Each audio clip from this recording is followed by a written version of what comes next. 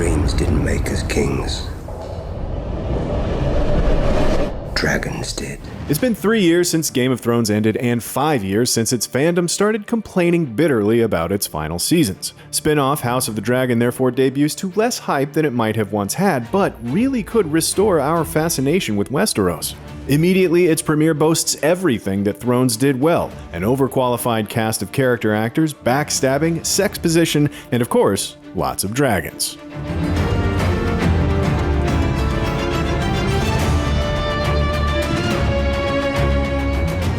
Showrunners Ryan J. Condal and Miguel Sapochnik work from the relatively bare-bones chronicle of George R.R. Martin's Fire and Blood, a quasi-academic account of Targaryen rule that has none of the first-person intimacy of A Song of Ice and Fire, but does have loads of backstabbing and civil war. Men would sooner put the realm to the torch than see a woman ascend the Iron Throne. That source material leaves them with room to embellish the record and its characters without breaking canon, and already you can feel them stretching the limits of the text to add heft to those new heroes and villains.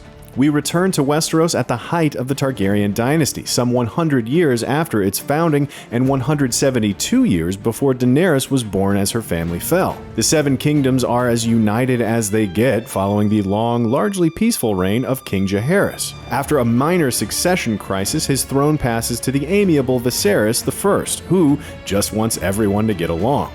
It cannot surprise any viewer to learn that he won't get his wish. He's played by Paddy Considine, who adds layers as he goes, from dirty jokes with his counselors to surprisingly tough edges with his family. The headbutting around Viserys so far comes courtesy of his ambitious hand, Otto Hightower, and wayward brother, Prince Daemon. Daemon presents as a psychopath, a degenerate, and a bad sportsman, so presumably he'll pull a Jaime Lannister and end up everyone's favorite, at least for a time.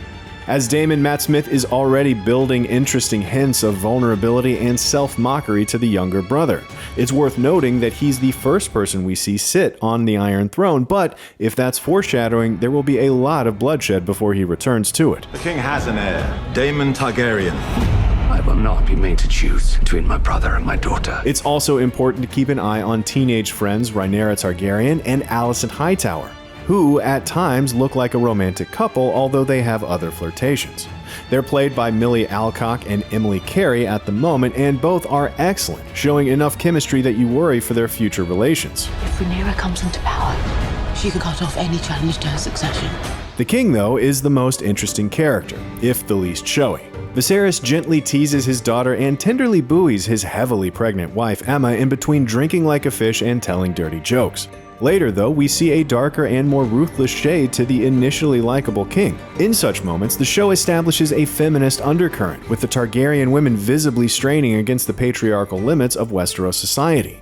And Viserys, who has directly benefited from that sexism, is slow to notice. Such blind spots and complexity make the character worthy of Considine's time, and should make the power struggle around him less predictable. All those Targaryen blondes bring us to the question of incest, which is going to be an undercurrent to this whole show. If you thought Jaime and Cersei Lannister were a bit much, wait until you find just how closely related most of the principals are here. It puts a rather different spin on Uncle Daemon giving his niece a pretty necklace, and on Queen Emma's difficulties carrying her children to term. Still, how much can we complain about real-world grotesquerie when there are dragons flying through dawn's skies and knights brutally jousting and glorious sweeping vistas of King's Landing and the still-whole dragon pit? One of the secrets of Game of Thrones' success was that there's really very little magic in it, at least in the beginning, lulling fantasy skeptics into a false sense of security. House of the Dragon arrives to a TV landscape fundamentally altered by Thrones itself, so this episode opens, post-prologue, with a dragon in flight and its red and black colors nailed to the mast. There's no beating around the bush this time. House of the Dragon is here to stake a claim to the original's title at the pinnacle of peak TV, and this first episode makes a solid case.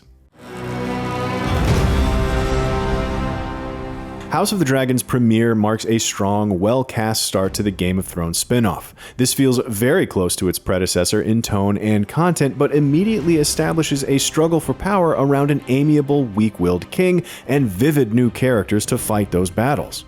We also have dragons, inbreeding, and resentment, so good to be back in backstabbing Westeros. Have you never imagined yourself on the Iron Throne? For more House of the Dragon, watch the showrunners explain how they'll be playing with Game of Thrones' version of history, and for everything else, stick with IGN.